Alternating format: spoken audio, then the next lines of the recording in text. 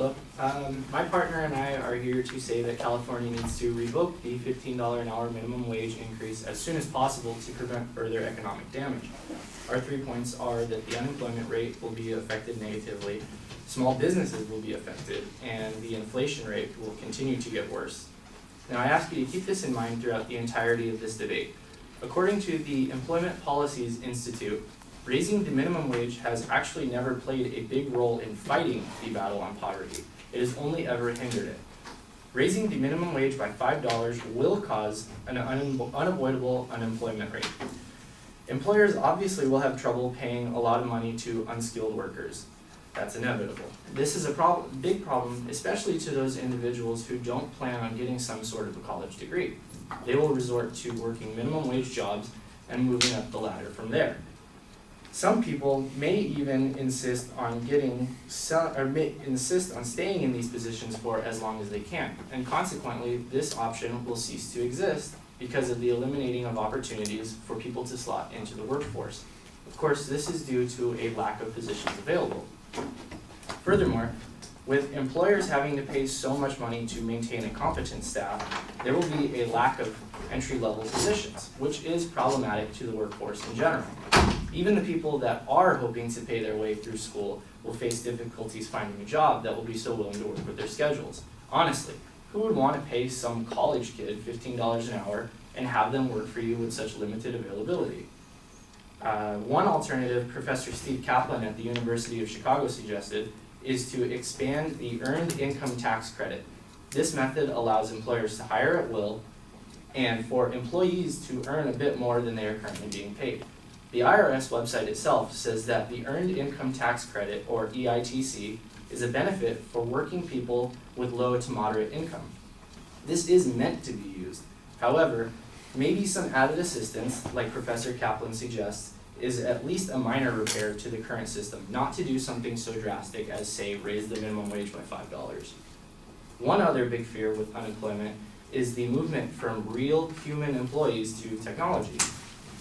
Professor Kaplan states that with the headwind of technology, the worst thing to do is make jobs more expensive. What we should do is make it easier to hire people. According to an article posted by the World Economic Forum, by the year 2020, an estimated 5 million jobs will be taken over by robots. They also end up estimating that over time, a total of 7.1 million jobs, and this is just by today's standard. So that's a pretty good chunk of jobs that will be eliminated and taken over by technology. So imagine what would happen if technology continued to develop day by day like it has in recent years. The effect of something like this is astronomical. My second point, most notably affected by a raised minimum wage are the small businesses. An increase of wages will result in an increase in cost for a product or service. If your prices are hiking up just to get by, the effect is going to be a loss in sales. No sales means no money, and no money means you won't be able to pay your employees and keep your business afloat. Furthermore, no revenue will cause a decline in growth for the company. So small businesses specifically will not be able to provide benefits for their employees. Jeff Jacoby, a writer for the Boston Globe, says that when legislators raise the price of low and unskilled work, it's usually the low and unskilled workers who end up paying the price. As mentioned before, obviously the unemployment rate will affect those unskilled workers, but take into account the inability that small businesses will have in providing benefits for them as well. With a lack of funding, these workers essentially will be living day to day, scraping by due to the increase of prices as well. Professor Kaplan mentions that a raise in the minimum wage will also affect investments into these corporations. With consumers and investors realizing how inconsistent or unreliable a business could be with this current minimum wage, they will be fearful of investing their time and money into the unknown. My last point, such a high increase in the minimum wage will certainly cause inflation rates to go up as well. Businesses that can afford to pay their employees more will most certainly raise their prices accordingly too. Now, let's pause for a second, because on paper, sure, more money for a minimum wage job sounds like opportunity. But imagine you're somebody living in Arizona making $8.05 an hour. What sounds better? The answer is obvious. Making close to double what you're currently making screams, let's move to California. But what happens when so many people come to California at one time?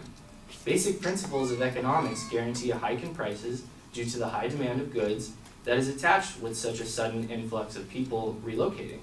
It also means more competition for these already scarce job opportunities. But again, with there being an abundance of money from everybody making so much, we ask ourselves, is there anybody besides low-income workers, small businesses, and everybody else that I've mentioned, that this really could affect in a bad way? Well, Jerry Newman, a professor from the University of Buffalo, even goes as far as to say that employees who are currently making $15 an hour or more will in turn end up pressuring their employers because the person working an entry-level job is making the same amount as them. So, as my partner and I have stated, we do need to repeal the current minimum wage plan immediately in order to prevent our economy from being dramatically crippled.